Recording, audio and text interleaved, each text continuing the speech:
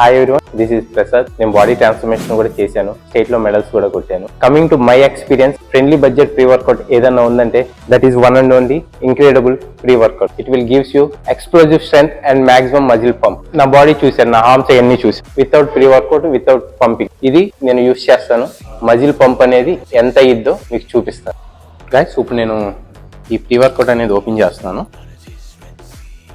Soup కలిపిన తర్వాత 15 to 20 minutes నేను గ్యాప్ ఇచ్చి then I will start my work out.